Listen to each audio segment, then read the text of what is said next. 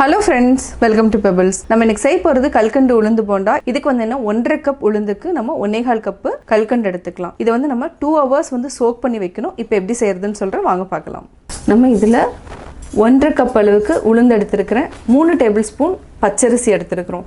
இதுக்கு வந்து 1.25 கப் அளவுக்கு கல்கண்டு எடுத்துக்கிறோம். ஃபர்ஸ்ட் நம்ம கல்கண்டை வந்து பவுடர் பண்ணிட்டு தனியா எடுத்து வச்சுக்கலாம். அதுக்கு அப்புறம் இதை வந்து தண்ணி வடிச்சிட்டு நம்ம கல்கண்டு பொடியோடு சேர்த்து அரைச்சிக்கலாம். இப்போ எப்படி செய்யறதுன்னு பார்க்கலாம்.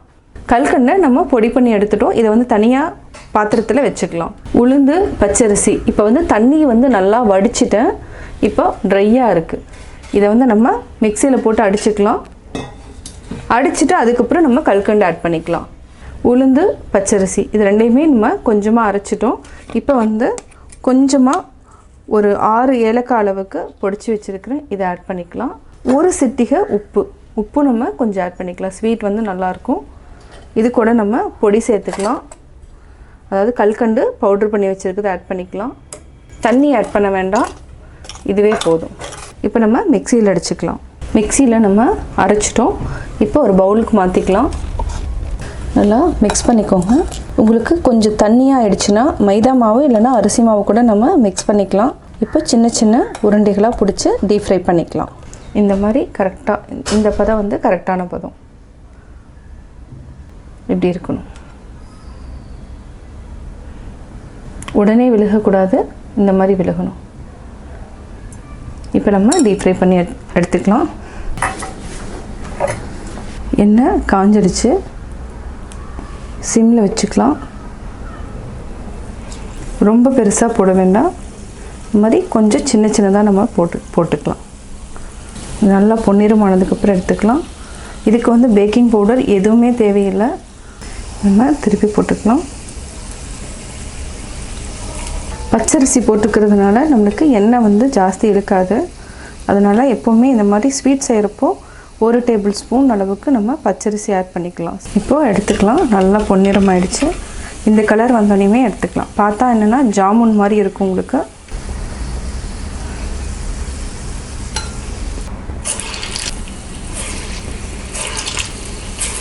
சீக்கிரமாக வெந்துடும். நல்லா திருப்பி போட்டுக்கோங்க. நம்ம வெந்ததை மட்டும் எடுத்துக்கலாம். அப்படி பொறுமையாக திருப்பி போட்டுக்கோங்க. பொன்னிறம் ஆயிடுச்சுன்னா நம்ம எடுத்துக்கலாம்.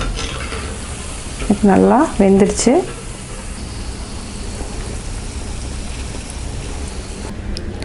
சுவையான கல்கண்டு உளுந்து போண்டா ரெடி.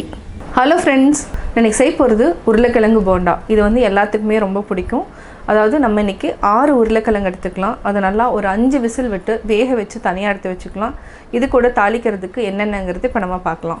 உருளைக்கிழங்கு போண்டாவுக்கு தேவையான பொருட்கள் நம்ம 6 உருளைக்கிழங்கு எடுத்திருக்கோம். இதை வந்து நல்லா வேக வச்சு, அதாவது 5 விசில் விட்டு வேக வச்சு தனியாக எடுத்து வச்சுருக்கேன். இதுக்கு துருவின இஞ்சி 1 துண்டு, கடுகு, பச்சை மிளகாய் 3, காரத்துக்கு தகுந்த மாதிரி நீங்கள் ஆட் பண்ணிக்கோங்க. இதுக்கு வந்து கடலைப்பருப்பு போடாமல் உளுத்தம்பருப்பு மட்டும்தான் ஆட் பண்ண போகிறோம். ஒரு 10 முந்திரியை உடச்சி வச்சுருக்கிறேன். லாஸ்ட்டில் நம்ம கொத்தமல்லி துவைக்கலாம். பெருங்காயம், தேவையான அளவு உப்பு, மஞ்சத்தூள் நம்ம உருளைக்கிழங்கு கூட ஆட் பண்ணிக்கலாம். இது அதாவது ஸ்டஃப்டுக்காக நம்ம செய்ய போகிறோம். மேல் மாவு அடுத்தது நான் சொல்கிறேன். நம்ம உருளைக்கிழங்க தோல் உரிச்சுக்கலாம். நம்ம உருளைக்கிழங்கு மசிச்சுக்கலாம். அதாவது ரொம்ப பேஸ்ட் மாதிரி பண்ண வேண்டாம்.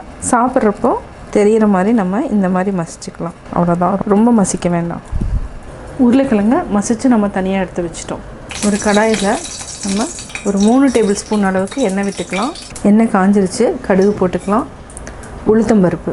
உளுத்தம்பருப்பு கொஞ்சம் கலர் மாறட்டும். நம்ம முந்திரியும் ஆட் பண்ணிக்கலாம். முந்திரி வந்து என்னென்னா உருளைக்கிழங்கு போண்டாக்கு வந்து ரொம்ப டேஸ்ட் கொடுக்கும். இது கொஞ்சம் நல்லா பொன்னிறமாக மாறட்டும். நார்மலாக பார்த்தோன்னா வெங்காயம், தக்காளி எல்லாம் உருளைக்கிழங்கு போண்டாக்கு ஆட் பண்ணுவாங்க. நான் வந்து எதுவுமே ஆட் பண்ணல. அதாவது உளுத்தம்பருப்பு, கடுகு, முந்திரி, இது கூட நம்ம காரத்துக்கு பச்சை மிளகாய் ஆட் பண்ணிக்கலாம். துருவின இஞ்சி கூடவே நம்ம பெருங்காயம் ஆட் பண்ணிக்கலாம். இது நல்லா பொன்னிறம் ஆயிடுச்சு. இந்த பச்சை மிளகாயில் இருக்கிற காரம் வந்து எண்ணெயில் இறங்கிடும். இது கூடவே நம்ம மஞ்சத்தூள் ஆட் பண்ணிக்கலாம். கருவேப்பிலை வந்து ஆப்ஷனல் தான், பொடி பொடியாக நறுக்கி ஆட் பண்ணிக்கோங்க. இப்போ நம்ம உருளைக்கிழங்கு ஆட் பண்ணிக்கலாம். இது வந்து லைட்டாக மசிச்சு விட்டுக்கலாம். இப்போது தேவையான அளவு உப்பு ஆட் பண்ணிக்கலாம். இது வந்து ஒரு 2 நிமிஷம் நல்லா வெந்தாலே போதும். இதை வந்து தனியாக நம்ம ஒரு பவுலில் மாற்றிக்கலாம். இப்போது நல்லா மசிச்சிட்டோம். இதை ஆற வச்சுட்டு உருண்டை பிடிச்சிக்கலாம். அடுத்து நம்ம மேல் மாவு என்னன்னு பார்க்கலாம். இதை தனியாக எடுத்து வச்சுக்கோங்க. உருளைக்கிழங்கு போண்டா செய்கிறதுக்கு நம்ம மசாலா ரெடி பண்ணிட்டோம். நம்ம மேல் மாவுக்கு கடலை மாவு 200 கிராம் எடுத்துருக்குறோம். ஒரு 50 கிராம்ஸ் வந்து அரிசி மாவு எடுத்துக்கலாம். இது கூட நம்ம மிளகாத்தூள் ஆட் பண்ணிக்கலாம். 1 டீஸ்பூன் அளவுக்கு எடுத்துருக்குறோம். பெருங்காயத்தை ஆட் பண்ணிக்கலாம். தேவையான அளவு உப்பு ஆட் பண்ணிக்கலாம். கொஞ்சமாக பேக்கிங் சோடா ஆட் பண்ணிக்கலாம். இதை நல்லா மிக்ஸ் பண்ணிக்கோங்க. கொஞ்சமாக தண்ணி விட்டு கரைச்சிக்கலாம். இதை வந்து தோசை மாவுக்கு நம்ம எப்படி கரைக்கிறோமோ அது மாதிரி கரைக்கணும். பஜ்ஜி மாவுக்கு வந்து கொஞ்சம் திக்காக கரைக்கணும். இது வந்து கொஞ்சம் தண்ணி மாதிரி கரைக்கணும். லம்ஸ் இல்லாமல் கரைச்சிக்கணும். அதே மாதிரி இந்த உருளைக்கிழங்கு போண்டாக்கு வந்து கரெக்டாக கன்சிஸ்டன்சியும் கரெக்டாக இருக்கணும். ரொம்ப ஜாஸ்தி தண்ணி ஊற்றிட்டனாலும் எண்ணெய் வந்து நிறையா குடிக்க ஆரம்பிச்சிடும். இன்னும் கொஞ்சம் தண்ணி ஊற்றிட்டு உப்பு இருக்கான்னு செக் பண்ணிக்கலாம். இப்போ பார்த்திங்கன்னா இந்த மாதிரி வரணும். தோசை மாவு பதத்துக்கு வரணும். இன்னும் உப்பு இருக்கான்னு செக் பண்ணிக்கலாம். இன்னும் கொஞ்சம் உப்பு பத்தலை, உப்பு ஆட் பண்ணிக்கலாம். நம்ம மேல் மாவு ரெடி பண்ணிட்டோம். இதை நம்ம தனியாக எடுத்து வச்சுக்கலாம். நம்ம கொத்தமல்லியும் ஆட் பண்ணிக்கலாம். இதை நல்லா மிக்ஸ் பண்ணிக்கோங்க. இப்போ நம்ம சின்னதாக உருண்டை பிடிச்சிக்கலாம். ரொம்ப பெருசாக பிடிக்க வேண்டாம். இது வந்து ரொம்ப சின்னதாக பிடிச்சிட்டுனா கரெக்டாக இருக்கும். இந்த சைஸில் நான் உருளைக்கிழங்கு மசாலாவை உருண்டை பிடிச்சாச்சு. இதை நம்ம தனியாக எடுத்து வச்சுக்கலாம்.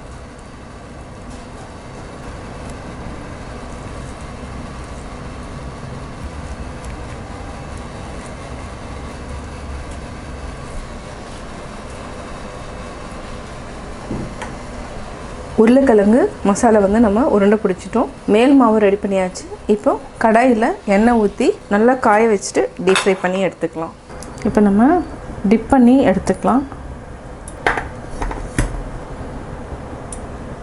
டிப் பண்ணிவிட்டு இது வந்து மாவு கொஞ்சம் ஒழுகும்.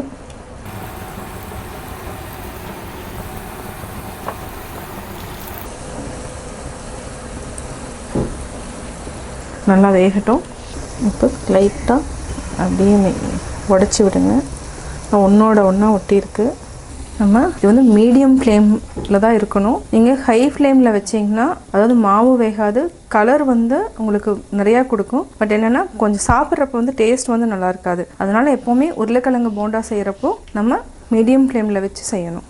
நல்லா வேகட்டும். இது வந்து பொறுமையாக வேகணும். கலர் வந்து இன்னும் கொஞ்சம் பொன்னிறமாக வந்ததுக்கப்புறம் நம்ம எடுத்துக்கலாம். இப்போ நல்லா வெந்துருச்சு. இந்த ஸ்டேஜில் கலரும் மாறி இருக்கு.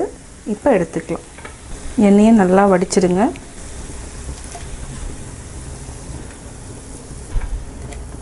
நம்ம திரும்பி போடுறப்போ இந்த எக்ஸ்ட்ரா இருக்கிறதையும் நம்ம எடுத்துடணும். இல்லைனா இதுதான் வந்து என்னென்னா கருகுன வாசம் அடிக்கும். இந்த மாதிரி எக்ஸ்ட்ரா இருக்குது எல்லாத்தையுமே எடுத்துடுங்க. இதை எடுத்து நம்ம தனியாக எடுத்து வச்சுக்குவோம்.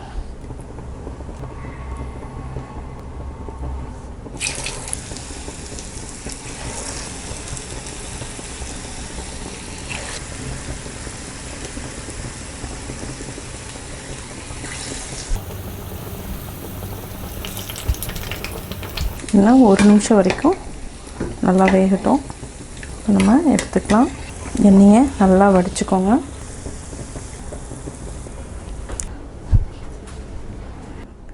சுவையான உருளைக்கிழங்கு போண்டா ரெடி. கட்டாயம் உங்களுக்கு இந்த வீடியோ பிடிச்சிருக்கும். இந்த வீடியோ பிடிச்சதுன்னா லைக் பண்ணுங்கள், ஷேர் பண்ணுங்கள், கமெண்ட் பண்ணுங்கள்.